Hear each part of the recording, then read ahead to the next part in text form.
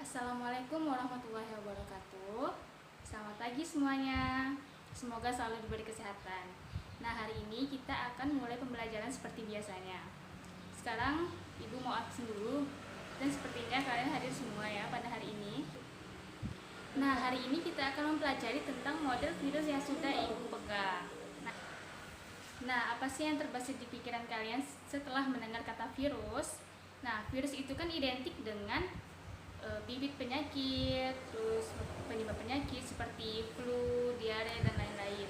Nah, virus itu merupakan organisme parasit yang mana ia membutuhkan sel inang agar bisa bertahan hidup. Virus itu harus menemukan inang agar dia bisa bereproduksi, termasuk juga pada sel tubuh manusia.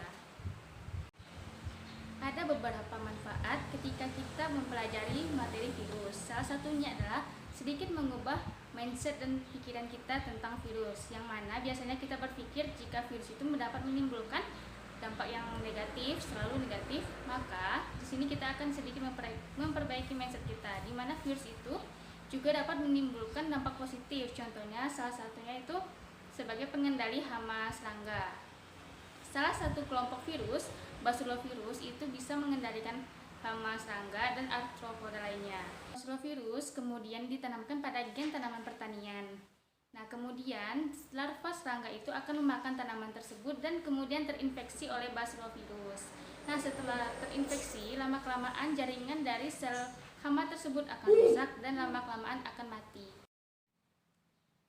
Sebelum mempelajari lebih lanjut tentang apa itu virus, ciri-ciri virus, alangkah baiknya kita mengetahui apa sih tujuan pembelajaran kita pada hari ini. Nah, tujuannya adalah setelah dilaksanakannya pembelajaran ini, diharapkan peserta didik mampu untuk menjelaskan ciri-ciri virus, menjelaskan struktur virus melalui diskusi kelompok dan penugasan individu. Nah, Ibu sudah membagi kalian menjadi beberapa kelompok. Sekarang Ibu mempunyai LKPD, silahkan kalian diskusikan per kelompok. Untuk mengisi LKPD ini, silahkan simak penjelasan Ibu terlebih dahulu. Virus termasuk dari bagian mikroorganisme. Dinamakan bagian dari mikroorganisme karena merupakan salah satu makhluk hidup dengan memiliki ukuran mikro atau bahkan lebih kecil daripada itu. Nah, virus itu merupakan organisme parasit yang mana ia membutuhkan sel inang agar bisa bertahan hidup. Virus harus menemukan inang agar dia bisa bereproduksi, termasuk juga pada sel tubuh manusia. Jika ia tidak menemukan inangnya, maka virus tidak akan bisa bertahan hidup dalam jangka waktu yang lama. Ada beberapa tokoh dalam penemuan pertama kali virus. Yang pertama itu ada Adolf Meyer pada tahun 1883 dari Jerman. Nah, percobaannya itu diawali dengan ditemukannya penyakit bintik kuning pada daun tembakau. Di sini ia mencoba untuk menyemprotkan getah tanaman yang sakit ke tanaman yang sehat, dan hasilnya adalah tanaman yang sehat itu terjangkit penyakit dari tanaman yang sakit. Yang kedua ada Dmitri Ivanovsky pada tahun 1892 dari Rusia. Nah, di sini dia mencoba untuk menyemprotkan getah tanaman yang sakit terhadap tanaman yang sehat dengan menggunakan filter bakteri. Nah, ketika sudah disemprotkan, hasilnya tanaman yang sehat itu tetap terjangkit oleh tanaman yang sakit. Dan di sini dia menyimpulkan bahwa ada partikel yang lebih kecil dari bakteri yang berhasil lolos dari filter bakteri tersebut, dan itu adalah virus. Nah, sekarang kita akan masuk menjelaskan ciri-ciri dari virus. Yang pertama itu ada ukuran. Nah, virus itu berukuran mikroskopis atau sekitar 25-300 nanometer. Nah, dapat diamati dengan menggunakan mikroskop elektron.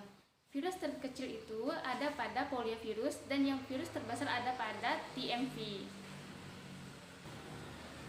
Nah, yang kedua itu ada sifat. Virus itu bersifat parasit obligat intraseluler, artinya hanya dapat hidup pada sel hospes yang hidup. Nah, virus ini memiliki dua sifat. Yang pertama sifat hidup atau seluler, dan yang kedua sifat mati atau aseluler. Nah, mengapa dia dikatakan dengan sifat hidup? Karena yang pertama, dia memiliki asam nukleat yang diselubungi oleh kapsid atau selubung protein, dan yang kedua bisa bereproduksi namun dengan cara replikasi. Terus mengapa dia bisa dikatakan sifatnya mati atau aseluler? Yang pertama, virus itu dapat dikristalkan dan dicairkan, dan yang kedua strukturnya berbeda dengan sel dan tidak dapat melakukan metabolisme sel layaknya makhluk hidup lainnya. Nah, yang ketiga itu ada struktur. Nah, satu struktur dari virus itu disebut dengan virion. Nah, virus atau virion ini terdiri atas yang pertama ada asam nukleat. Di sini asam nukleatnya sebagai pembawa materi genetik virus yang akan digunakan untuk replikasi.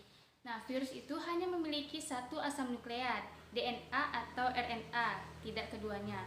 Dan yang kedua itu ada kapsid. Kapsid itu merupakan selubung protein yang berada di sekitar area asam nukleat yang berfungsi untuk membungkus DNA atau RNA. Nah, ada 3 fungsi utama dari kapsid. Yang pertama itu sebagai pelindung asam nukleat dari enzim, yang kedua sebagai reseptor virus untuk memasuki sel hospes, yang ketiga itu sebagai penghasil protein enzim yang akan digunakan untuk menembus membran sel hospes. Nah, struktur selanjutnya yaitu sampul atau envelop. Nah, sampul atau envelop ini merupakan lapisan tambahan nukleokapsid yang akan melindungi dan membantu virus untuk memasuki sel hospesnya. Nah, sampul ini mengandung yang pertama, ada protein dan fosfolipid milik hospes, dan yang kedua mengandung protein dan glikoprotein milik virus. Selanjutnya ada selubung ekor atau pembungkus ekor yang terdiri atas cincin yang berjumlah 12 atau 24. Nah, struktur selanjutnya ada papan dasar atau base plate. Nah, papan dasar ini sebagai tempat jarum penusuk atau perpanjangan dari serabut ekor yang akan digunakan pada saat absorpsi. Yang terakhir itu ada serabut ekor. Nah, serabut ekor ini berfungsi untuk menempelkan virus pada sel inangnya. Nah, ciri selanjutnya yaitu adalah bentuk. Nah, yang pertama itu adalah bentuk oval. Nah, salah satu contoh virus dengan bentuk oval adalah rabies virus, HIV, dan influenza virus. Nah, contoh model dari virus yang berbentuk oval itu seperti ini. Juga bisa dilihat pada gambar yang ada di samping. Selanjutnya, yang berbentuk silindris ada pada virus TMV. Bentuk selanjutnya adalah polihidris. Nah, salah satu contohnya adalah adenovirus. Nah, bentuk yang terakhir itu adalah bentuk bakteri kompleks. Nah, contohnya itu adalah bakteriofag. Nah, ini adalah contoh dari virus yang kompleks. Nah, di sini ada kepala. Di dalam kepala ini ada DNA atau RNA. Untuk yang virus model ini di dalamnya itu adalah DNA. Di sini ada leher, di sini ada selubungnya, selubung ekor. Di sini ada base plate dan yang sini adalah serabut ekor. Nah, Ibu harap LKPD-nya sudah diisi semua ya. Nah, mari kita bersama-sama untuk menyimpulkan apa saja sudah kita pelajari pada hari ini. Oke, virus itu merupakan organisme parasit. Dan yang kedua, virus itu tidak dapat hidup pada sel yang tidak hidup atau mati. Nah, struktur pada virus itu ada asam nukleat, ada kapsid, ada sampul, selubung ekor, ada serabut ekor, dan ada base plate atau papan dasar. Oke, karena jam pelajarannya sudah habis, Ibu tutup dulu pertemuan kita pada hari ini. Selalu jaga kesehatan dan terapkan protokol kesehatan. Ibu undur diri. Wassalamualaikum warahmatullahi wabarakatuh.